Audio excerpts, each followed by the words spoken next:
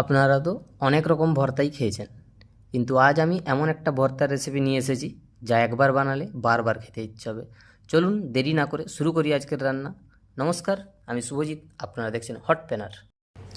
প্রথমে ঝিঙের খোসাগুলোকে ভালো করে ধুয়ে নিলাম, দিয়ে এবার এটা সেদ্ধ করতে হবে। তার জন্য একটা কড়াই কিছু পরিমাণ জল নিলাম, তারপরে 1 চামচ লবণ দিলাম। এবারে ঝিঙের খোসাগুলো সব দিয়ে দিলাম এতে সেদ্ধ করার জন্য। অল্পই জল দিয়েছি কারণ এতে অনেকটা জল বেরোবে। দিয়ে এবারে ঢাকা দিয়ে দিলাম। এবার পুরো জল শুকিয়ে গেছে, তো এবারে এটাকে নামিয়ে দেবো। একটু ঝাল ঝাল করে করা হবে এটা, সেই জন্য 3-4টে কাঁচা লঙ্কা দিয়ে দেবেন। এটাকে একবারে পেস্ট করে নেব। এবার কড়াইতে 2 চামচ মতো তেল নিয়ে নিলাম চিংড়ি মাছের মাথা আর চিংড়িগুলো ভাজার জন্য করবো। এর সঙ্গে কিছু চিংড়িও দিয়ে দিলাম 8-10টা। এবারে এটাকে পুরো পেস্ট করে ওই ঝিঙার ছেলের ভর্তাটার সব কিছু রেডি।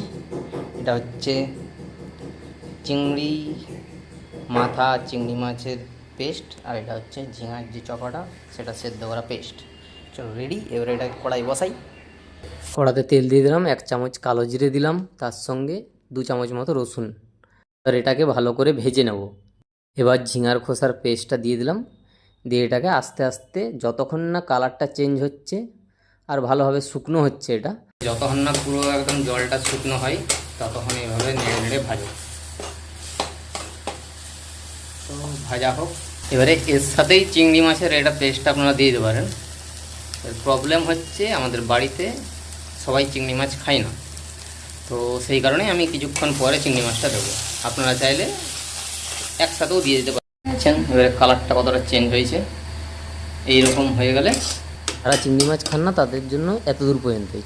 এবারে যারা চিংড়ি মাছ খান তাদের জন্য এবার একটু তেল নিয়ে তাতে চিংড়ি মাছের মাথার বাটাটা দিয়ে দিলাম। এবার আস্তে আস্তে এটাকেও ভালো করে ভাজবো কিছুক্ষণ। এবারে ওই যে ভাজাটা হয়েছিল সেটা দিয়ে দিলাম, দিয়ে একসঙ্গে দুটোকে ভালো করে মেশাবো। বাস প্রায় হয়েই এসেছে। এবার ভালো করে মিশিয়ে আর একটু যদি জল জল একটু থাকবে সেটা পুরো শুকিয়ে গেলে একদম দেখুন কালারটা কত সুন্দর এসেছে। এবার আস্তে আস্তে এটাকে নাড়িয়ে নাড়িয়ে ভালো করে আর একটু শুকনো করব। শুকনো হয়ে গেলে এবারে আমাদের রান্না কমপ্লিট, নামিয়ে নিলাম। একটা জিনিস এখানে বলে রাখি, আমাদের রান্না তো কমপ্লিট হয়ে গেছে, তো ভাত দিয়ে যখন খাবেন তখন একটু সরষের তেল নিয়ে নেবেন, তাহলে টেস্টটা আরও ভালো হয়ে যায়।